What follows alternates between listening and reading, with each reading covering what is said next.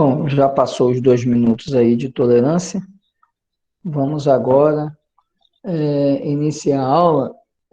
Inicialmente tinha um aluno na aula passada que fez uma pergunta sobre como ficaria a questão dos recursos de repercussão geral ou repetitivos, se eles seriam métodos, né, de integração, né, e a aplicação deles seria, né, interpretada, ou seria melhor dizendo, seria aplicada com efeito de integração da legislação tributária, né? E, e aí eu falei que, inicialmente, eu entenderia que é um método de interpretação, né? E não propriamente de integração, né? Porque a jurisprudência tem a finalidade de interpretar a aplicação da norma. E aí eu fui dar uma lida em hermenêutica, tá? Não sei se o aluno está aí, mas só como ficou no final da aula aí esse questionamento, João Vitor, né, João Vitor? E era essa a sua colocação, né, que eu me lembre, né, é nesse sentido, né, se seria método se seria forma de integração. E aí a conclusão que eu cheguei, fazendo leituras sobre hermenêutica, tá, João Vitor? É que efetivamente jurisprudência não é método, não é utilizada como meio de integração, é de interpretação da norma. Só que, no caso da repercussão geral, obviamente, é uma interpretação da norma pelo Poder Judiciário, vinculando ali o Poder Judiciário na aplicação da norma, na interpretação da norma, e até a administração pública, no caso das súmulas vinculantes, né? A gente poderia até estender isso para as súmulas vinculantes. Mas, ainda assim, a natureza jurídica seria de meio de interpretação, tá certo? Então, não seria usada como modo de integração da norma, não seria bem para preencher a lacuna da norma, e sim para interpretar a norma. Essa foi a conclusão que eu cheguei nas leituras de hermenêutica. Tá bom, João Vitor? Tá joia? Então, Ok, professor, entendido, viu? instrumento de Obrigado. interpretação, tá bom? Que foi mais ou menos o que eu tinha falado, né? Mas quando você falou, eu vou pesquisar. Na verdade, eu não achei em livros, né? Eu achei em artigos não é nem artigos, né? Monografias, né? De mestrado, de pós-graduação, e aí monografias que se debruçavam mais sobre a questão da hermenêutica, e pelo que eu aprendi ali na leitura dessas monografias, é que efetivamente é técnica de interpretação, método de interpretação, tá certo? E não de integração, tá joia? Vamos então agora, esclarecida aí a pergunta que tinha ficado, vamos aos estudos de caso de semana passada, tá bom? Foram 2 estudos de caso, e esse estudo de caso aqui eu queria chamar a atenção porque o desempenho da turma, né, não só dessa turma, da outra turma também, não foi muito legal, tá bom? Eu queria chamar a atenção nos 2 estudos de caso, tá? Para a gente afinar aí a interpretação sobre os casos que foram apresentados, tá bom? Eu vou começar com o estudo de caso da unidade 3, tá certo? De fontes do direito tributário. Então, no estudo de caso 3, era inclusive uma questão da OAB, né? E muita gente usou a resposta que estava no gabarito, né? Foi lá e pegou a resposta do gabarito. E, assim, se eu tivesse corrigido o examinador dessa prova, ele tirava 1/10 nessa questão, certo? Por quê? Porque o gabarito que ele apresenta é um gabarito que tem até uma certa omissão, porque ele fala basicamente em 2 artigos do Código Tributário, que é o 141 e o 156, mas e no final ele diz que, portanto, seria inconstitucional. Mas a inconstitucionalidade, ela não reside bem aí, até porque ele está falando de normas infraconstitucionais. A inconstitucionalidade deriva da afronta ao artigo 146, inciso 3º, a linha B da Constituição, que lá fala, né, que cabe à lei complementar dispor sobre, e aí vai vir obrigação tributária, lançamento, crédito tributário. E aí, quando ele fala em crédito tributário, a gente precisa entender que ele não está tratando apenas do crédito apenas, né, do crédito de per si.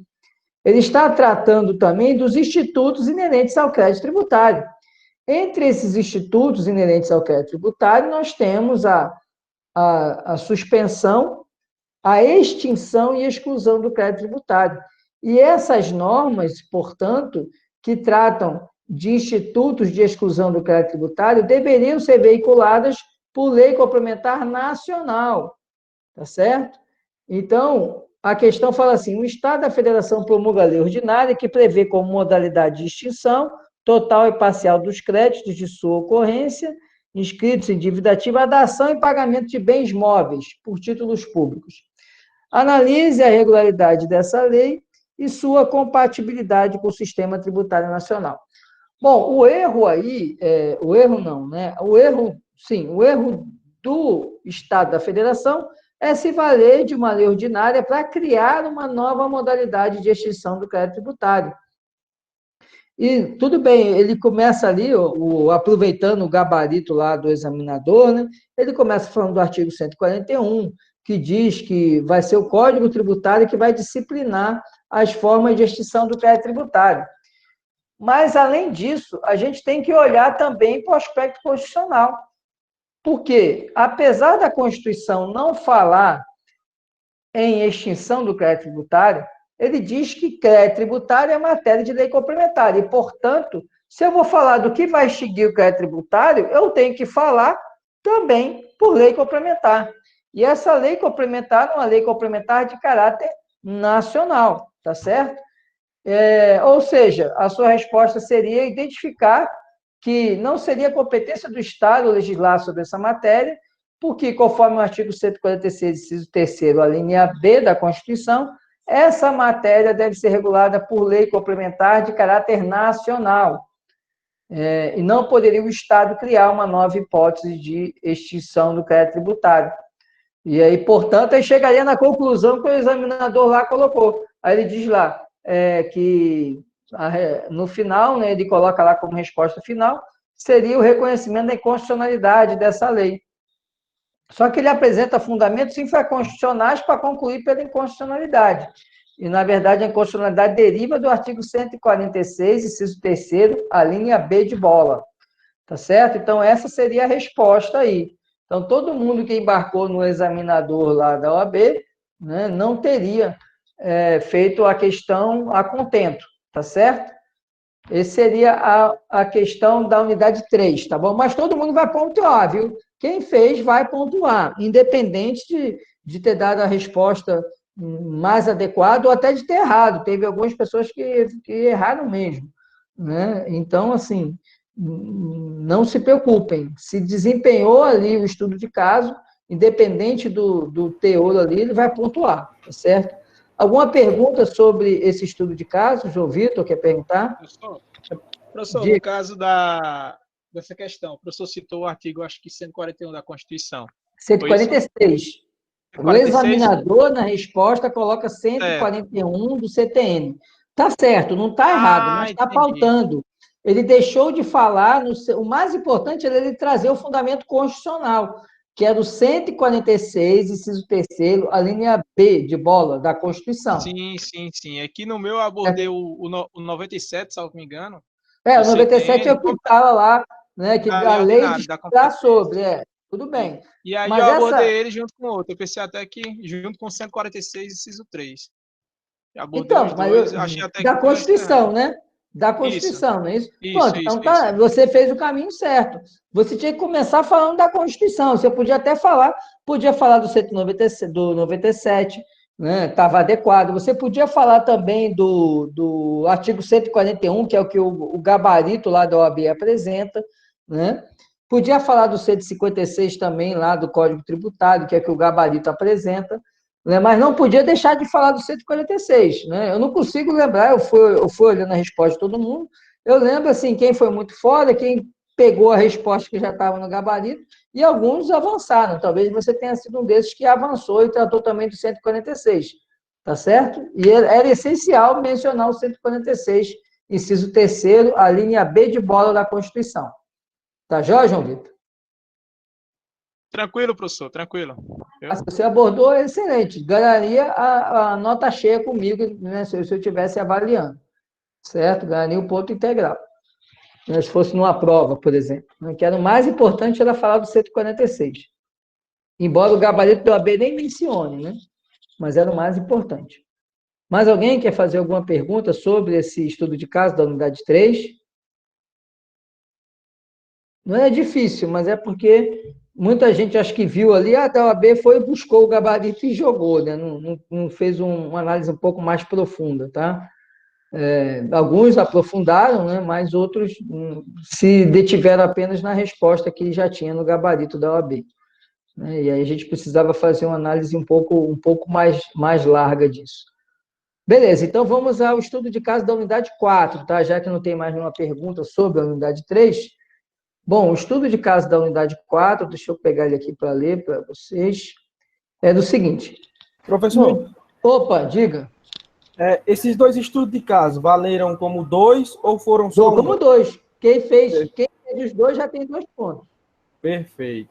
A outra pergunta é se, no caso, o senhor estava falando sobre a inconstitucionalidade, tomando por parâmetro a Constituição. Eu fiquei na dúvida, se você tomasse como parâmetro o Código Tributário, você não poderia usar o controle em abstrato?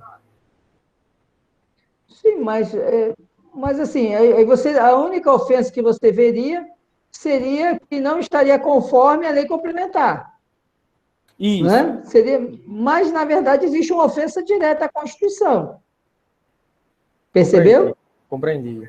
Você estaria tratando ali sobre ofensa no sentido de que seria uma ofensa em termos de matéria, que aquele artigo não pode falar daquela matéria, né? Aquela lei não pode falar de matéria, né? Mas, assim, onde está regulada essa matéria? Está regulada lá no 146, inciso 3º, entendeu? Você vai ter essa ofensa por você estar tratando de uma matéria de lei complementar por lei ordinária. Mas essa ofensa, ela está lá no 146. Aí você vai ter o conflito com o Código Tributário. Vai conflitar com o Código Tributário, beleza. Mas você tem uma ofensa também, né, direta à Constituição. Tá jóia com isso? Perfeito. Beleza. Mais alguma pergunta sobre o estudo de caso da unidade 3? Não? Então vamos para o estudo de caso da unidade 4, certo? Vamos lá. A unidade 4 aqui, o caso é do seguinte: no dia 15 de maio, o prefeito sancionou a Lei 123, que tinha por escopo interpretar dispositivos da legislação tributária do município que tinham aplicação controvertida. O médico ficou sabendo da referida lei e que um dos dispositivos interpretava um artigo da lei do ISS, o qual tinha sido base para a autuação do profissional e gerado uma cobrança de tributo de R$1.000 de ISS e R$2.000 a título de multa. O médico procurou seu escritório a fim de ser esclarecido sobre a aplicação da lei interpretativa ao seu caso. Qual seria a sua explicação? O médico discorra fundamentadamente. Então, veja aqui a situação que é colocada, tá? Você tinha um médico que sofreu uma multa lá, uma cobrança, um auto de infração, cobrando ISS e cobrando uma multa por ele ter ali descumprido alguma norma, né? Essa norma da lei do ISS que gerou essa cobrança.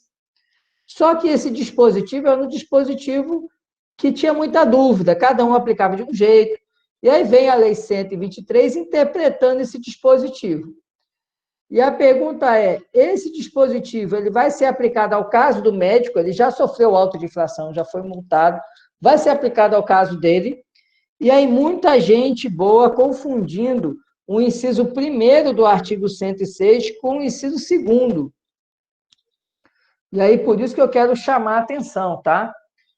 O artigo 106, ele trata da retroatividade da lei tributária. Então, a lei tributária vai sempre retroagir. Primeiro, quando a lei for expressamente interpretativa, para excluir a penalidade aplicada. Então, primeira coisa que a gente tinha que ter bem claro. E aí, vocês vejam que na questão, eu não falei se ele já tinha pago, eu não falei se ele tinha recorrido, eu não falei se já era ato definitivo, eu não falei nada para não confundir vocês. para não induzir vocês a pensar no inciso segundo. Eu simplesmente falei que ele sofreu autuação e estava sendo cobrado naquele valor. Não falei se ele recorreu, não falei se já não cabia mais recurso, não falei se ele pagou, não falei nada. E propositariamente eu falei, porque eu já estava jogando você dentro do inciso primeiro. Né? Não confundam o inciso primeiro com o inciso segundo. O inciso primeiro é a lei interpretativa. Então, a lei interpretativa sempre, vou repetir, sempre retroage para excluir a penalidade aplicada em razão do dispositivo interpretado, que era exatamente o caso, que o médico ficou sabendo que o dispositivo lá, o artigo que levou a cobrança do ISS e multa, né, sobre ele, era exatamente o artigo que foi interpretado por essa lei. Então, ele podia ter pago. Não, Maria, eu vi até. Então foi você. Eu vi alguém botou o 112 ali, tá? Veja, o artigo 112 é que se interpreta. Olha, foi bom você falar, porque eu vi alguém que botou o 112 também. Então foi você, ou mais outras pessoas, não foi só você, não. Mas aí não cabia, porque o 112, o que, que é? É quando o dispositivo ele gera dúvida, ele é interpretado mais favorável ao contribuinte. E aí, Maria Laís, eu não estou falando disso, sabe por quê? Porque já veio a lei interpretativa, a lei veio para interpretar a própria aplicação da lei. Então, não cabe mais dúvida na aplicação da lei, percebe? Porque agora a lei interpretativa acabou com essa dúvida, certo? Então, a lei interpretativa, ela vem dando a interpretação autêntica. Lembra até que eu falei isso na aula para vocês? Interpretação autêntica, é o legislador interpretando a norma, tá?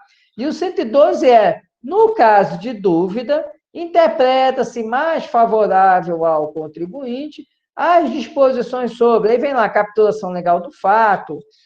Basicamente é o seguinte, quando você tiver dúvida de qual multa vai aplicar, você vai aplicar a menos onerosa para o contribuinte. Resumindo, é isso, tá? Mas não é o caso. Nesse caso, veio uma lei interpretativa, tá certo? Aí eu poderia criar até um estudo de caso que caberia o 112, é quando você tivesse dois artigos e pudesse aplicar um ou outro, percebe, Maria Laís? Aí você vai utilizar a interpretação mais favorável ao contribuinte, mas é em caso de dúvida. Aqui, nesse caso, o que havia era uma interpretação controvertida e vem a lei interpretando, ou seja, acabando com a controvérsia. Então, vai aplicar o artigo 106, Maria Laís e Caio, né? Não vai aplicar o 112. Vocês conseguiram entender isso? Beleza? A Maria Laís falou que entendeu. Está certo? Não, Caio, você não... Beleza.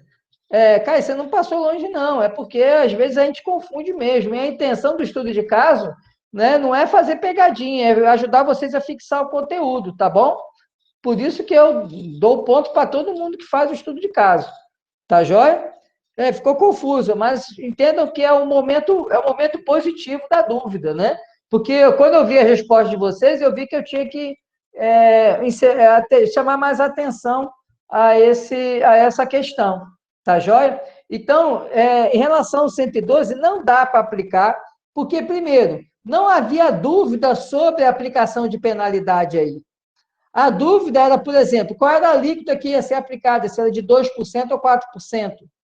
Tá joia? Então, não era dúvida sobre a aplicação de penalidade. Se a gente for ler lá o 112, deixa eu abrir aqui o 112 para vocês, só para a gente dirimir a dúvida do 112, tá, gente? Depois a gente volta para o 106.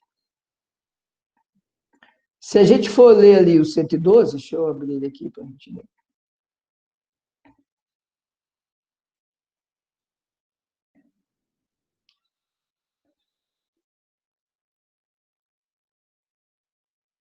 Ele fala, a lei tributária que define infração.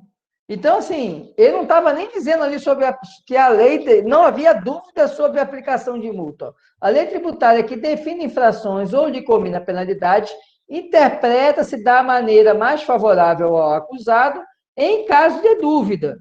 Então, tinha que ter dúvida, teria que ser uma norma que tratasse só de penalidade, não era o caso, não é? E aí, havendo essa dúvida em qual norma aplicar, você ia aplicar aquela mais favorável ao contribuinte, tá certo? Então, Vivian, e aí aproveitando, né, que você também teve dúvida, né, para ajudar todo mundo, então o que acontece? Na situação que a gente estava vendo, eu botei uma situação no seguinte, que ele já tinha sido multado, né, tinha sido cobrado um imposto de R$ 1.000 de ISS e uma multa de 2.000. E havia dúvida na aplicação do dispositivo, não era dúvida de qual multa que ia aplicar. No caso, era em respeito da cobrança do próprio ISS. Era uma dúvida na interpretação da norma tributária. Não era qual a multa que ia aplicar, percebe? E aí, por isso que a controvérsia aí não caberia a aplicação do 112. Pronto, a gente vai chegar lá, Bárbara. Exatamente. E excluir a penalidade, né? Por isso que eu falei que eu ia chamar a atenção. Ia não só excluir a penalidade, porque também vai ter que rever aquele auto lá, aqueles R$ 1.000. Pode ser que ele tenha que pagar só 800, pode ser que ele tenha que pagar 1.200, entendeu? O ISS, ele vai ter que ser revisto conforme a nova lei interpretativa. A Bárbara alcançou aí o outro aspecto, né? A multa sempre vai ser excluída. Então, vem a lei interpretativa, tudo que aconteceu para trás, relativo àquele dispositivo que foi interpretado pela lei interpretativa, a multa sempre vai ser excluída, gente. E eu digo sempre. E aí, o que acontece? Ele podia ter pago? Podia. Se ele pagasse, não tinha mais o que fazer? Não, como a lei interpretativa, ele teria direito a pedir a devolução daquele ISS, daquela multa, perdão, que foi paga. O ISS, não. O ISS é outra coisa que a gente vai falar daqui a pouco. Mas a multa ia ser excluída, inclusive cabendo a devolução, caso ele tivesse feito o pagamento. Tá, João? Alguém quer falar aí? Alguém abrir o microfone? Beleza? Então, no caso, ia aplicar o artigo 106, inciso 1º do Código Tributário. Como a lei era interpretativa, ela retroage, excluindo a penalidade do dispositivo interpretado. Então, a primeira coisa que você ia dizer para ele é que os R$ 2.000, se ele ainda não tinha pago, ele não ia ter que pagar, e se ele pagou, caberia pedir a repetição do indébito tributário, ou seja, a devolução do que foi pago. E ainda, os R$ 1.000 de ISS deveriam ser revistos conforme a própria lei interpretativa. Então, ia ver, não, como é que interpretou aqui? Interpretou que era para pagar 3%, mas na autuação lá, botou 3%.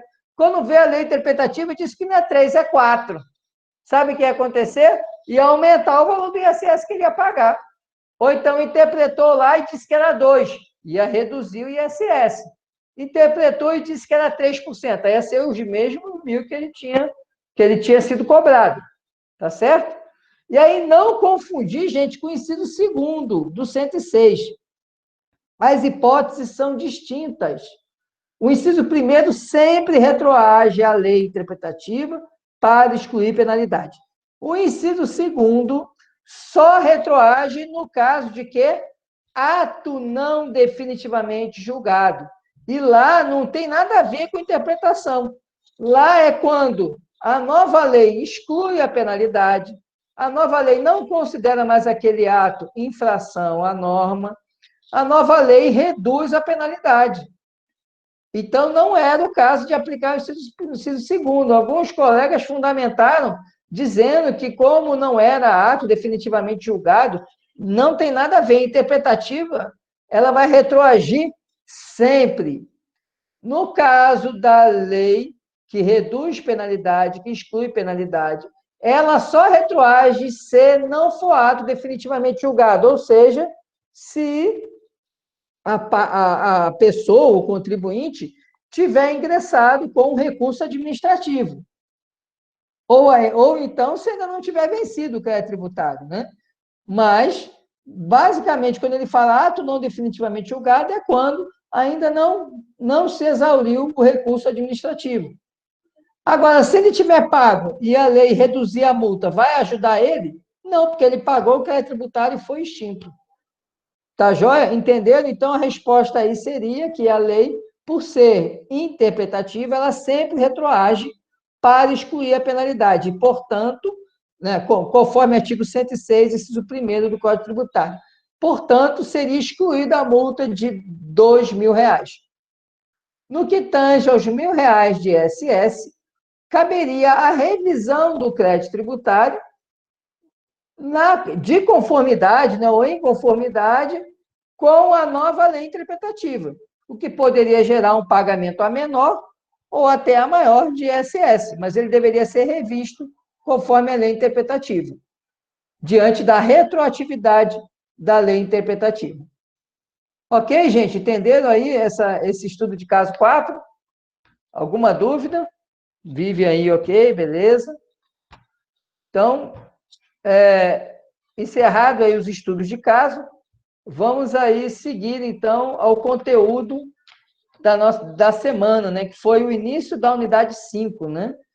Nós vimos aí as videoaulas aí que tratavam, né, do sistema tributário, o conceito, né, do sistema tributário, né, a definição de competência tributária, a classificação dos tributos e a classificação da competência tributária. E antes de eu fazer os comentários, as considerações, eu queria saber se algum aluno teria uma pergunta específica sobre o que a gente estudou até agora na unidade 5, sobre o que foi apresentado nas videoaulas na unidade 5. Alguém teria alguma pergunta que a gente já nortearia as explicações de acordo com as perguntas? Ninguém tem pergunta? Professor, eu tenho uma dúvida. Diga, vamos lá. Que eu venho, seria na competência já, na questão da competência. Beleza, não tem problema não. A gente adianta e depois volta. Como o professor tinha explicado e tal, sobre o ITR, que é o Imposto de Propriedade Territorial Rural. Rural. Por que esse tributo é necessário? Não necessita, no caso, ser repassado para a União, já que é um tributo federal. Então, aí você está falando na questão lá da competência e na delegação da capacidade tributária ativa. É isso que você está querendo falar, né, João Vitor? Isso, exatamente. Agora, o porquê de poder... Porque a própria Constituição assim prevê, tá? Deixa eu abrir aqui para vocês o artigo da Constituição. A própria Constituição, lá no artigo 153, deixa eu só ver o parágrafo. Deixa eu só pegar o parágrafo aqui para eu não falar errado. A própria Constituição autorizou essa delegação da capacidade tributária ativa. Porque é o seguinte, o ITR ele é repartido entre a União e o município onde fica o imóvel rural, né? E o que acontece? Como a União ela tinha muita dificuldade, né, não tem estrutura para fiscalizar o ITR, acabava ficando um tributo pouco arrecadado, tá? E um tributo que não se tinha muita atenção. E aí, pronto, achei aqui, ó, o 153, parágrafo 4º, ele fala o seguinte, o imposto previsto no inciso 6º, ele está falando do ITR, inciso 6º do 153 é o ITR, tá? Aí ele fala assim, no inciso 3º, será fiscalizado e cobrado pelos municípios que assim optarem na forma da lei, desde que não implique redução do imposto ou qualquer outra forma de renúncia fiscal. E aí o que acontece? A lei que veio regular essa disposição da Constituição, ela autoriza, então, a delegação de competência para o município, e aí competência entendo o quê? Capacidade tributária ativa. Qual que é a diferença de competência, né, para a capacidade tributária ativa? Quando eu falo em competência tributária, eu falo na esfera máxima de um ente que tem capacidade de tributar, que tem poder de tributar. Então, falar em competência tributária é a competência para legislar sobre o tributo e ainda arrecadar e fiscalizar esse tributo. Só que a função de arrecadar, fiscalizar, executar as leis relativas à competência tributária, elas são atribuições o quê? Administrativas. Perceba que elas estão atreladas à competência tributária, mas elas são meramente administrativas. Aí vem o Código Tributário e diz assim, lá no artigo 7º, que essa capacidade tributária ativa, ele fala assim, na verdade o artigo fala assim, que a competência tributária é indelegável, salvo a de arrecadar, fiscalizar e executar as leis. O que é isso? Isso a doutrina chama de capacidade tributária ativa. Essa capacidade tributária ativa, ela pode ser o quê? Delegada. Então, essa capacidade tributária que consiste em, que faz parte da competência, entende que essa capacidade está aqui abrangida? Tá. Só que a competência tributária de legislar, ela é indelegável. Mas essa de arrecadar, fiscalizar, ela pode ser delegada. E aí, o que faz? A Constituição diz que a União pode delegar isso para o município, desde que não represente renúncia de receita, nos termos da lei. E a lei que regula esse dispositivo constitucional, ela diz o seguinte, que o município que optar pela adesão a um convênio, é feito um convênio entre a União e o município, para ele arrecadar o ITR, ele fica com 100% da arrecadação.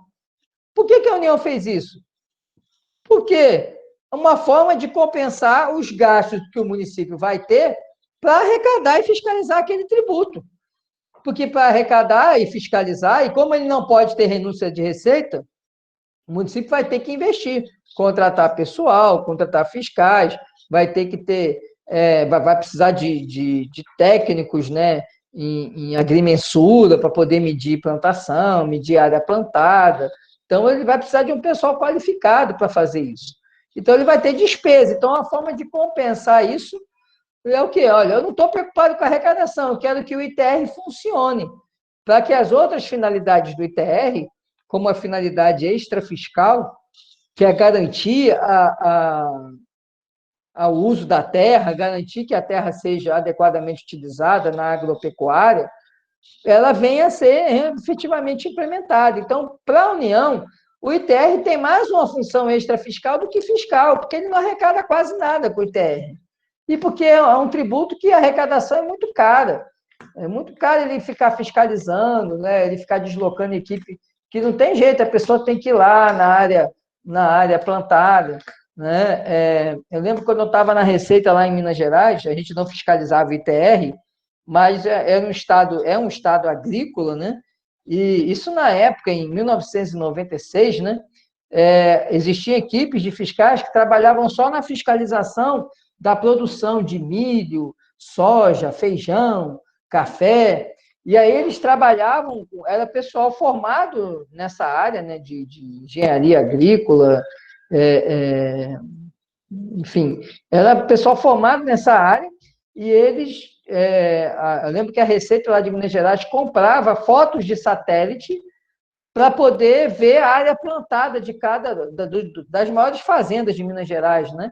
E eu trabalhava numa sala onde ficava essa equipe também. Eu trabalhava fiscalizando grandes contribuintes, como a gente chamava, né? Grandes devedores, e também na mesma sala, só que eu ficava mais com a parte de indústria, e funcionava também essa equipe que ficava com a parte agrícola. E eles pegavam aquelas fotos de satélite, aí pregavam assim na parede, aí eles iam com uma espécie de lente de aumento para ficar medindo, aí media, fazia a proporção lá para saber quanto que tinha sido plantado de milho, de feijão. E a mesma coisa tem que acontecer para fiscalizar o ITR, né? Então, é um tributo que tem que ter um investimento para arrecadar. Então, uma forma de compensar esse gasto, né, esse investimento que o município tem que fazer, a União abriu mão da receita, porque a rigor seria 50% da União e 50% do município. A União arrecada o ITR e tem que passar 50% para o município. Se o município aderir ao convênio lá do artigo 153, parágrafo 4º, inciso 3º, o município fica com 100% da arrecadação. Mas quem é que vai legislar sobre o ITR? Vai ser a União. A União só abre mão de quê? Da capacidade tributária ativa. Ela continua com a competência de legislar, que é a mais importante, essa que é a indelegável, intransferível, irrenunciável. Tá joia? Conseguiu esclarecer aí, João Vitor, por que a União fez isso? E por que que o município que opta por fiscalizar e arrecadar fica com 100% dessa receita? Não, ele não repassa a quarta parte para a União, não. Ele fica com tudo. Ele não vai poder deixar de cobrar, não vai poder dispensar o pagamento, não vai poder fazer uma lei isentando de TR, porque isso é competência de quem? Da União. É a União que vai legislar, tá certo? Ele não vai poder fazer nenhuma lei que altere a arrecadação de TR e nem deixar de arrecadar. Ele não pode chegar e dizer, não, eu não vou cobrar o ITR da fazenda A, B, C, D, porque é a fazenda do vice-prefeito. Não pode fazer isso, não. Ele vai ter que cobrar de todo mundo. Né? Isso aí vai levar, né, à revogação do convênio e a União voltar a fiscalizar e arrecadar. Mas a competência é da União, ou seja, a União vai legislar sobre ITR, até porque ele legisla para o Brasil inteiro, né? Mas naquele município, quem vai fiscalizar, desde que o município assine o convênio com a União, ele fiscaliza o município, mas também ele fica com tudo, ele não repassa nada, não. Ele fica com 100%. Se a União arrecadasse, a União arrecadaria e teria que dar 50% para o município. Como o município vai fazer o trabalho da União, e a União não tem interesse, uma forma de estimular o município a querer aderir ao convênio, é o município ficar ali com os 100% do ITR, ou seja, os 50% que seria da União passa a ser também do município, desde que ele não gere ali omissão de receita, renúncia de receita. Tá joia, João Vitor? Espero ter esclarecido aí. Entendido, viu? Esclarecido. Beleza. Mais alguma pergunta, gente? Eu vou, então, dar uma passagem aqui geral. Se surgir alguma dúvida durante a passagem, tá? Vocês podem me interromper e perguntar. Fiquem à vontade, tá bom? Bom, nós vamos começar agora na unidade 5 a tratar do Sistema Tributário Nacional. E aí, o Sistema Tributário Nacional, para a gente entender por que desse nome, é só a gente ir lá na biologia, lembrar de biologia, né? Quando a gente estuda lá no corpo humano, os sistemas do corpo humano, né? O sistema nervoso, sistema respiratório, o sistema digestivo. O que é um sistema, né? Lá na biologia? É um conjunto de órgãos voltados para desempenhar uma determinada função. Né? E o sistema tributário também é isso. O Sistema Tributário Nacional é um conjunto de competências, a gente já muda, de competências e de atividades e de institutos jurídicos voltados para o quê? Para a finalidade estatal de arrecadar tributos. Então, o Sistema Tributário Nacional é o conjunto de competências e o conjunto de atribuições e institutos jurídicos voltados para a função estatal de arrecadação de tributos. Isso é o Sistema Tributário Nacional. E quando a gente fala, né, de sistema tributário, eu deixei claro que é o conjunto das competências. E a gente precisa entender o que é competência tributária. Quando eu falo em competência tributária, eu falo no poder. Toda vez que eu falo em competência, a Constituição, quando dá competência, está dando poder para algum ente federado exercer determinada atividade ou função. Então, lá no artigo 21, diz lá que compete à União a gestão dos recursos minerais, né? Então, legislar sobre recursos minerais. Então, essa atribuição, essa competência é da União. É ela que vai legislar sobre recursos minerais. Quando eu chego e digo que compete à União instituir determinado tributo, eu estou também atribuindo a ele uma competência, aí como é tributo, é uma competência tributária. Então, competência tributária é o poder atribuído pela Constituição para que o ente federado ele crie tributos. Porque a Constituição não cria tributos. Quem cria tributos é a lei. A Constituição só define competências. Então, na Constituição, eu tenho as competências tributárias. E o tributo ele vai nascer a partir do momento que aquele ente federado exercer a competência tributária. Se ele não exercer a competência tributária, o tributo nunca nasce. Um exemplo é o imposto sobre grandes fortunas, que nunca saiu da letra da Constituição. Por quê? Porque a União não fez a lei complementar que deveria tratar do imposto sobre grandes fortunas. Tá certo? Então, a competência tributária é o exercício desse poder de instituir, de criar um tributo. E aí a gente vem essa distinção que eu acabei de falar, não vou repetir, com o João Vitor, que é o que está no artigo 7º, a diferença entre competência tributária e capacidade tributária ativa, e ficou claro que a capacidade tributária ativa é um elemento, né, ela está inserida dentro da competência tributária. E aí, quando o ente resolve delegar, ele continua com a competência tributária, e essa capacidade tributária ativa passa para outro ente federado. E chamar a atenção para vocês do artigo 8º, que reforça o que está no artigo 7º. O artigo 7º diz que a competência tributária é indelegável, exceto as funções de arrecadação, fiscalização e execução de leis, que é a capacidade tributária ativa. O artigo 8º, ele fala o seguinte, que o não exercício da competência tributária não autoriza, né, não a defere a pessoa jurídica de direito público diversa. O que ele quer dizer aqui é o seguinte, se a União não legislou sobre o imposto sobre grandes fortunas, ninguém mais pode fazer. O Estado não pode resolver, não, eu vou agora fazer uma lei. Já que a União não legisla, eu, Estado, vou fazer a lei do meu Estado para o imposto sobre grandes fortunas. Pode? Não.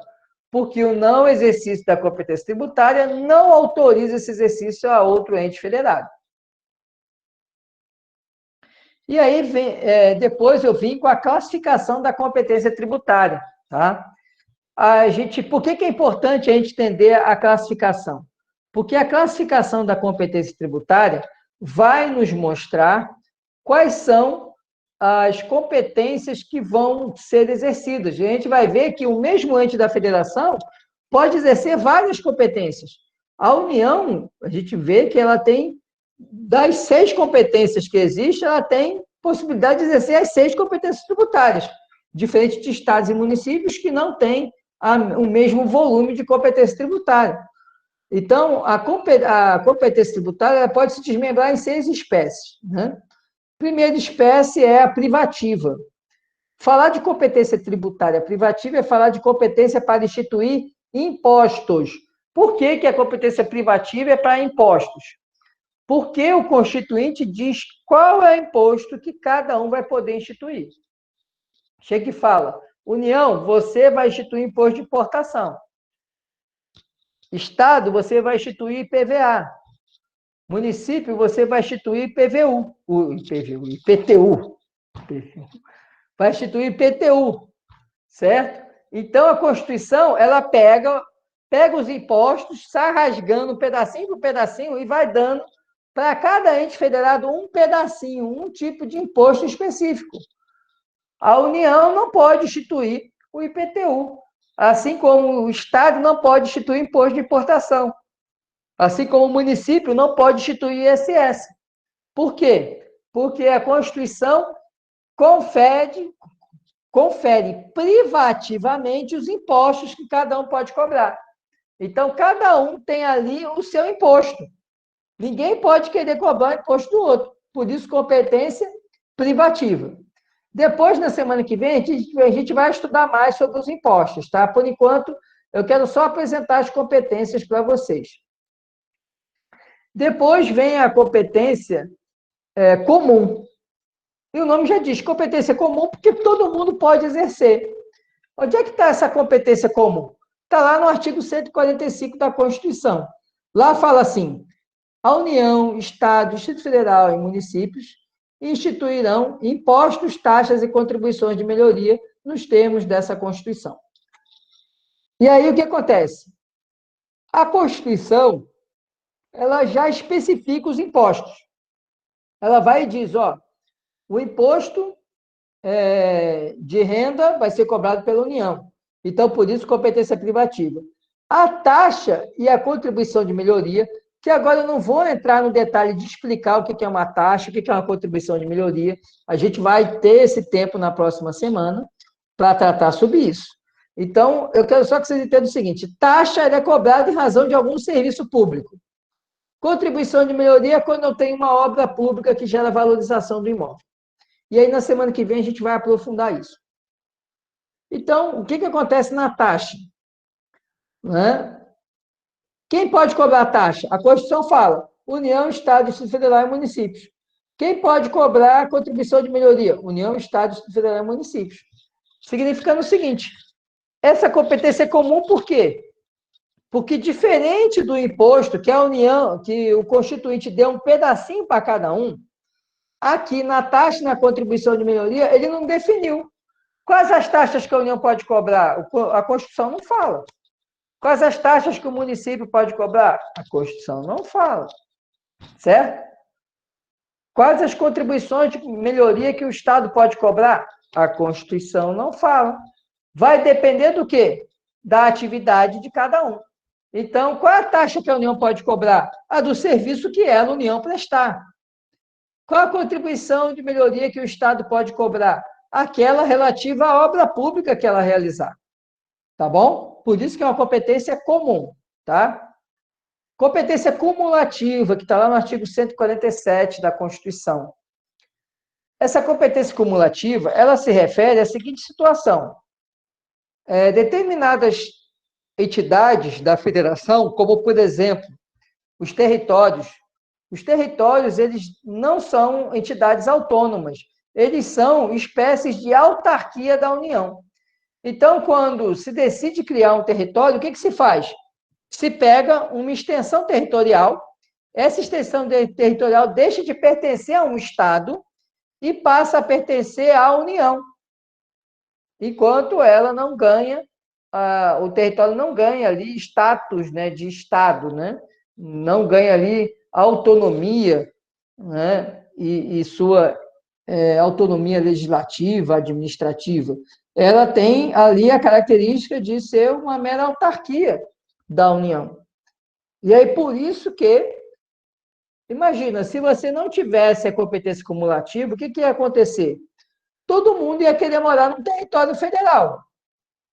Porque lá você não ia pagar ICMS, não ia pagar IPVA e não ia pagar ITCMD.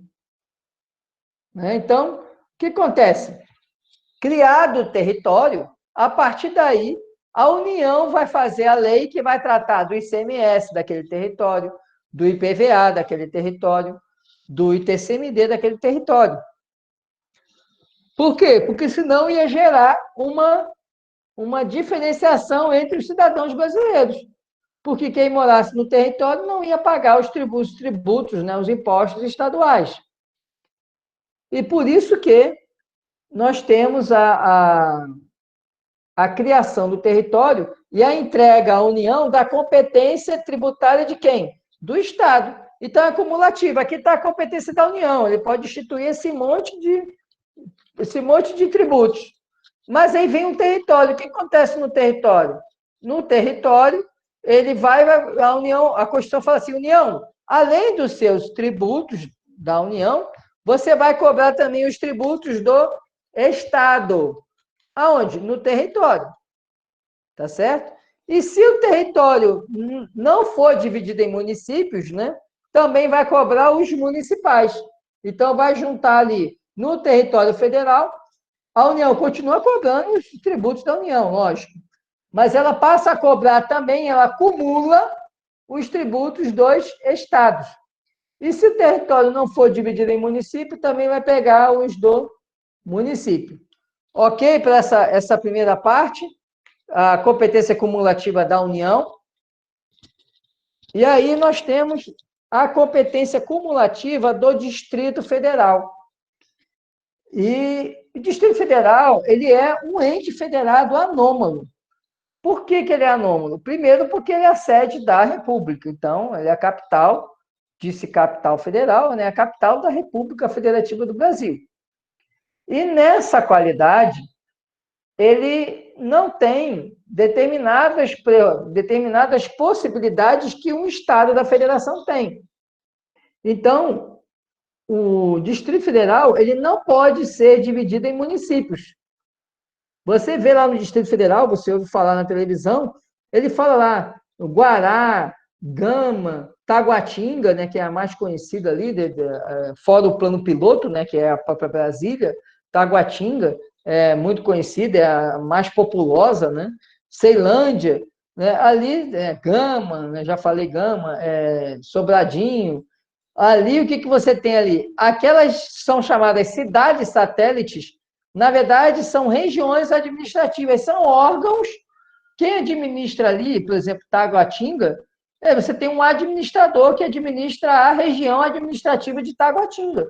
Ali não é um município, né? Não é criado um município de Taguatinga, né? Ali, na verdade, né, um órgão da administração do Distrito Federal que gerencia aquela região ali, aquelas ruas, as áreas ali, as áreas comuns, né, são administradas por uma pessoa que é um administrador regional, não é um prefeito. Não existe Câmara de Vereadores lá no Distrito Federal. Lá o que você tem é a Câmara Legislativa, que se faz as mesmas vezes da Assembleia Legislativa. Lá se denomina Câmara Legislativa, na Lei Orgânica do Distrito Federal. Então, o que acontece? O Distrito Federal, então, não tem municípios. Então, se você morasse no Distrito Federal, você não ia pagar os impostos municipais, não ia pagar IPTU, não ia pagar ISS, não ia pagar ITBI, mas você vai pagar. Por quê? Porque a Constituição diz, a Constituição lá no 155 diz assim, compete aos estados e ao Distrito Federal. Então, qual que é a competência privativa do Distrito Federal? É para instituir ICMS, IPVA e o ITCMD. E aí vem o 147 e fala assim, ele fala lá, compete cumulativamente à União, aí vem a fala dos territórios, aí fala, e ao Distrito Federal, os tributos municipais. O que ele quer dizer?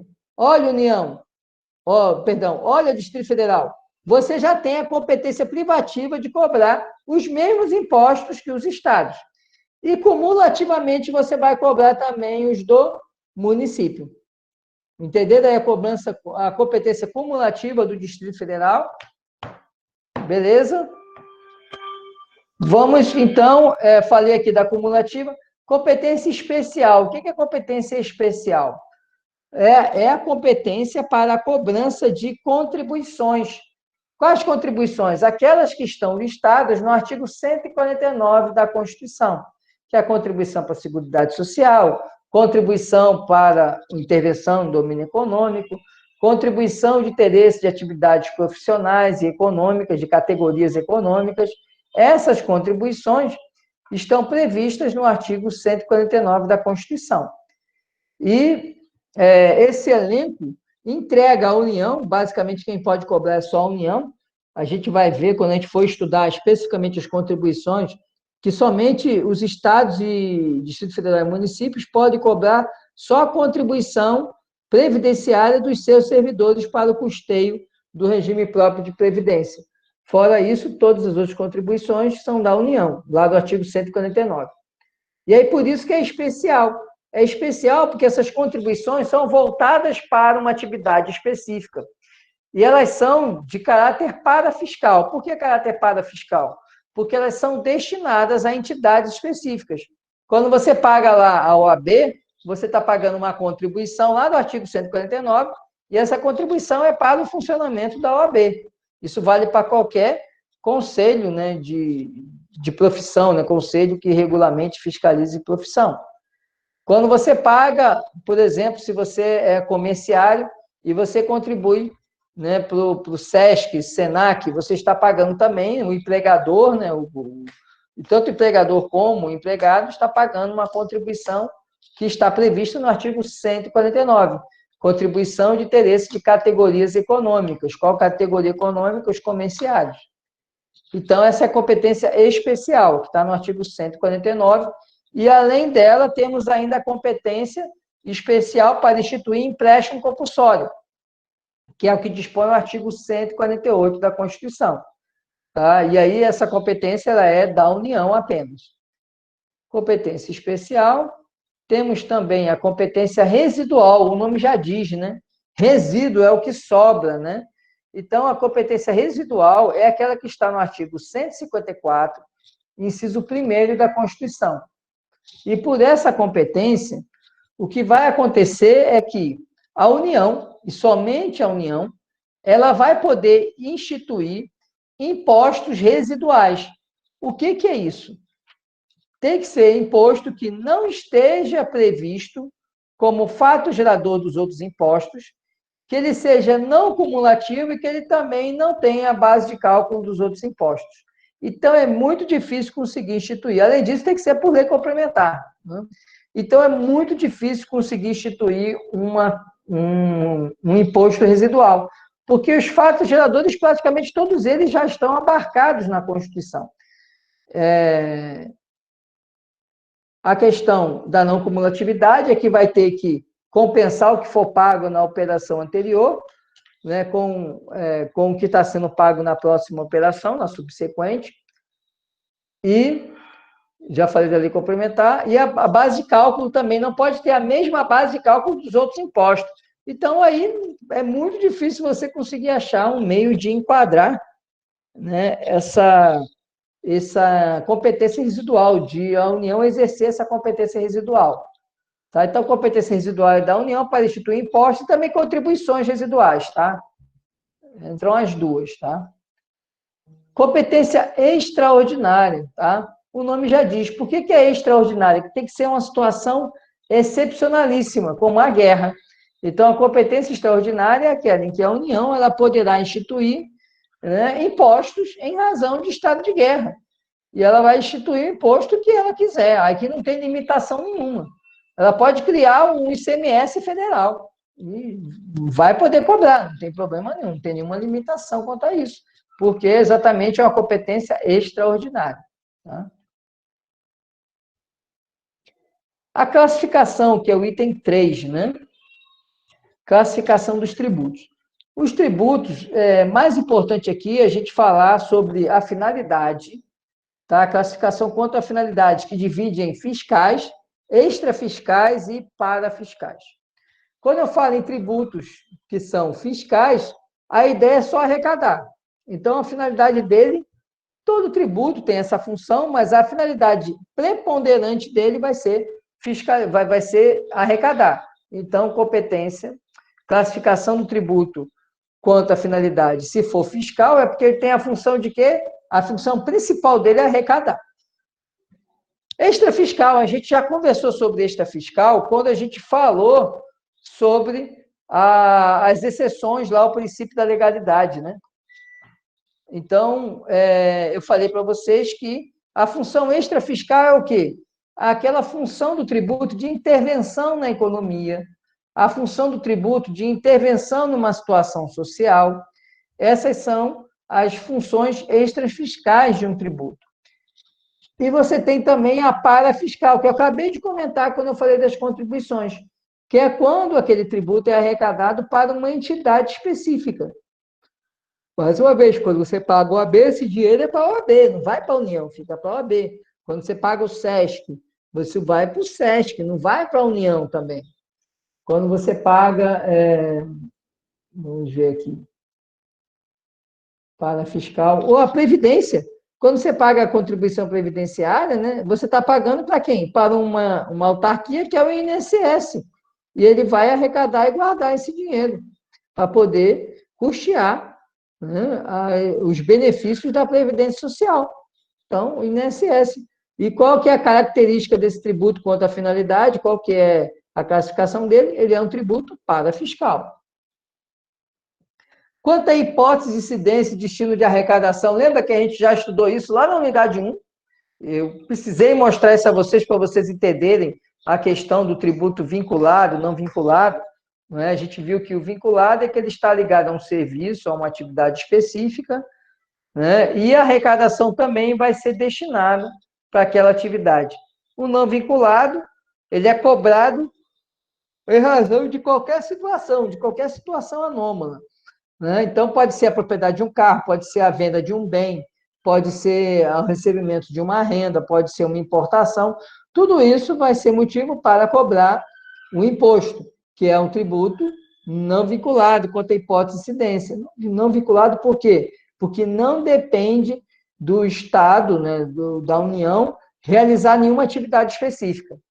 E quanto ao destino da arrecadação, a mesma coisa. A gente viu que no vinculado, o dinheiro ele tem aquela destinação específica, E no não vinculado, o dinheiro ele cai no bolo, que é a conta única do Tesouro, e ele pode ser usado para qualquer finalidade. Outro aqui que é importante é a classificação do Código Tributário. Alguma pergunta aí, gente? Pensei que alguém tinha aberto o microfone. Vamos lá. Outra classificação importante é que está no Código Tributário, que é a classificação contra a base econômica de incidência.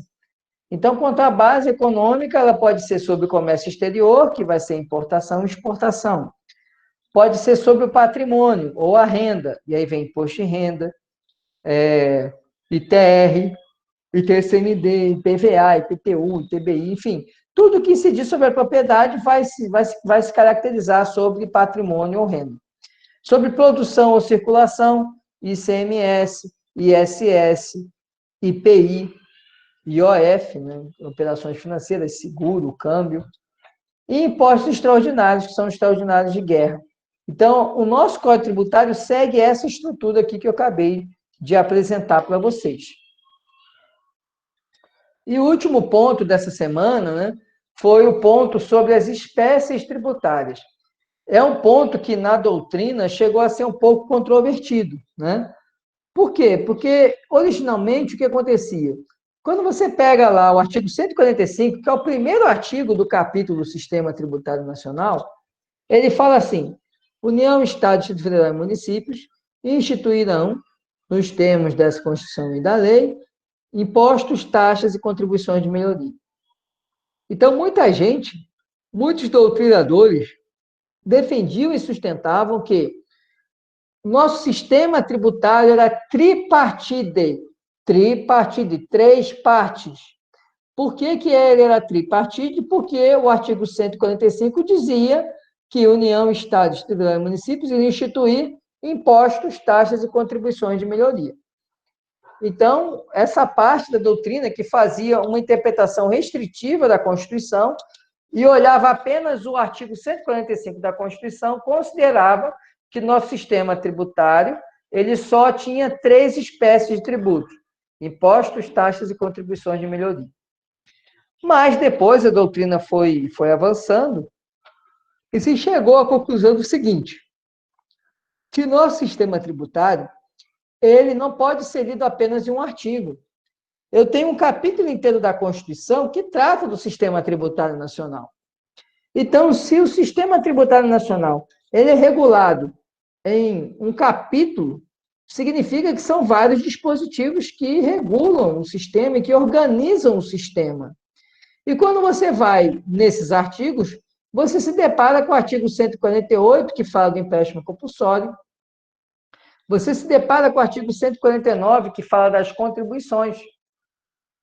E o que a doutrina passou a entender? Que, na verdade, nosso sistema não é tripartite. Ele é pentapartite, penta de 5. Por que pentapartite?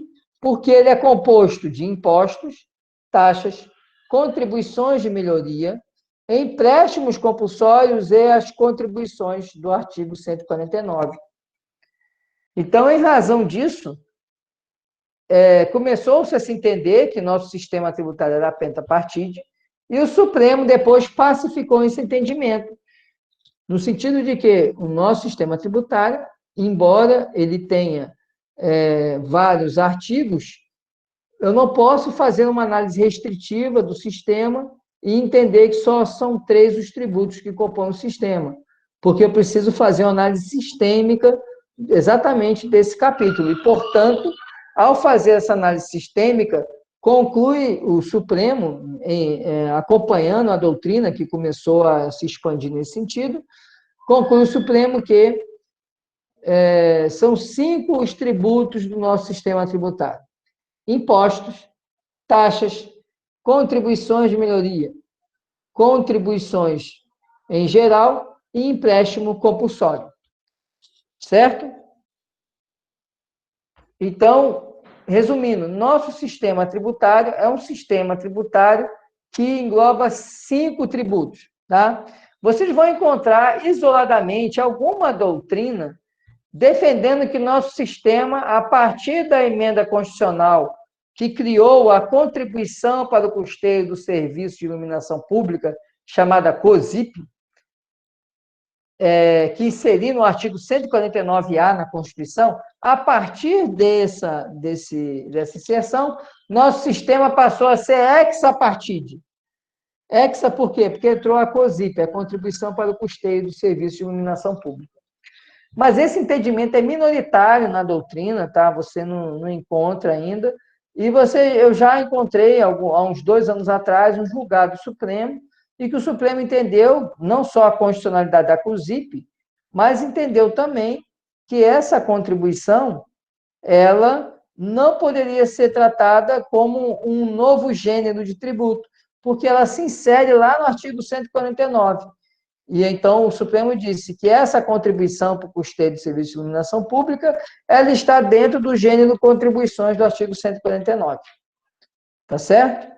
Então, nosso sistema tributário, ele é, segundo o entendimento pacífico do Supremo, pentapartite, segundo doutrina majoritaríssima também, pentapartite. Tá certo? Quais são os 5 tributos, então, do nosso sistema? Seriam impostos, taxas, contribuições de melhoria, contribuições em geral e empréstimo compulsório. Certo, gente? Alguma dúvida a respeito? E aí depois a gente vai falar de impostos, mas é na próxima semana. Alguma dúvida aí a respeito desse assunto, a respeito do que a gente acabou de explanar aqui? Eu fiz uma síntese aqui, abordei alguns aspectos que eu não falei no vídeo, mas eu procurei aqui fazer uma síntese para a gente ajudar aqueles que, porventura, não tenham assistido os vídeos, né? E também focar naquilo que seria mais importante vocês aprenderem, vocês absorverem. Tá joia? Tudo ok, beleza. Vou rodar aqui, então, a frequência, tá? Deixa eu rodar aqui a frequência.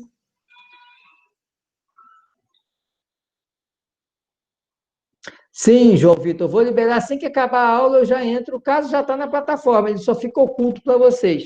Porque eu deixo para vocês fazerem depois, para vocês prestarem atenção na aula, senão vai estar todo mundo querendo só resolver o caso. Por isso que eu só solto depois da aula, tá? Mas eu vou liberar assim que acabar a aula, eu entro ali e já solto. É prazo, Maria Laís, o prazo é até amanhã. Mas eu sempre boto, né? Se você for olhar, você vai ver que o prazo é até amanhã, mas eu deixo ele liberado para vocês lançarem na plataforma até domingo, 23h59. Então, quando você abrir, você vai ver lá, prazo, dia 30/10, 23h59. Mas se você postar até domingo, 23h59, eu ainda aceito. Quem deixar para depois, não passar para segunda-feira, aí não, aí vai ter que esperar o próximo estudo de caso para fazer, tá bom? Mas quando você abrir lá, ele vai botar lá, eu coloco lá, né, dia 30 de outubro, que é sexta-feira, porque a ideia seria vocês fazerem isso durante a aula às 5 da manhã, tá? Por isso que eu coloco amanhã, como prazo, tá? Mas eu deixo lá como limite de postar até domingo, tá? E aí não tem jeito, tem que postar até domingo mesmo. Se deixar para segunda-feira, né, já perdeu, porque estava muito difícil eu ficar controlando, né, todo mundo postando o tempo todo, aí eu fazia uma conferência, depois essa conferência já não servia, né, então por isso que eu passei a limitar até domingo, e é razoável, porque é um estudo de caso. Vocês fizeram 2 semana passada, porque eram 2 unidades, mas agora vai ser 1 por semana, então dá para fazer. Mesmo os 2 de semana passada, vocês iam gastar ali meia hora para fazer, e agora vocês vão gastar 15 minutos para fazer os estudos de caso. É só 1 por semana agora, tá certo? Então, na sexta-feira, é o limite, 23h59 de sexta, com tolerância até 23h59 de domingo. E aí passou, né, caiu na segunda-feira, já não consegue mais postar, e aí eu já não considero mais, né? Vai ter que fazer isso nos outros estudos de caso que ainda virão. Ok? Já rodei aqui a frequência, gente. Se ninguém tiver nenhuma pergunta, né, eu vou encerrar a aula, porque o conteúdo que eu queria conversar com vocês era esse. Lembrando que segunda-feira é feriado, e aí, na próxima quinta, nossa aula vai ser de novo fragmentada, tá? Os primeiros 50 minutos eu vou deixar para vocês assistirem o vídeo que eu vou postar, e depois os outros 50 a gente entra para aula síncrona, tá joia? Porque semana que vem é feriado na segunda, e aí eu faço sempre isso. Eu desmembro a aula síncrona para vocês terem tempo de assistir o vídeo. Tá joia? Alguma pergunta, gente? Professor, só uma pergunta, mas Diga aí, o vídeo será disponibilizado no horário da aula ou o professor vai Não, postar? geralmente eu sempre boto domingo, né? Acho que vocês já perceberam que Certo. domingo ali eu estou liberando. Né? Geralmente eu faço ele sábado, né? Quando eu tenho tempo, eu faço sábado, né? E aí domingo eu estou liberando ele. Então ele deve estar sendo liberado domingo. Então vocês vão poder assistir até o dia da aula. Eu libero ele antes, eu sempre libero antes, tá? Mas como a orientação é a gente reservar um tempo para o aluno poder assistir o material, né? Poder fazer a leitura de texto, ou poder assistir o vídeo, eu optei por utilizar as videoaulas, né? Então, vocês vão ter ali os 50 minutos para assistir os vídeos. E aí, depois, a gente entra no momento síncrono. Tá joia? Que é para reforçar exatamente o conteúdo passado no vídeo. Se quiser assistir antes, não tem problema nenhum. Domingo eu estou liberando. Sempre domingo eu libero o vídeo para vocês. Às vezes varia, depende do tempo que eu tenho para formatar, alguma coisa assim. Tá bom? Mas é domingo, certamente já vai estar na plataforma os vídeos. Então, gente, boa noite, bom feriado, bom final de semana. Joia, até a próxima quinta. Tá bom? Obrigado a todos aí pela atenção. E quinta-feira que vem nos encontramos. Não deixe de fazer os estudos de caso, viu, gente? No caso é um, essa semana é só um. Não deixem de fazer. Não deixe passar o prazo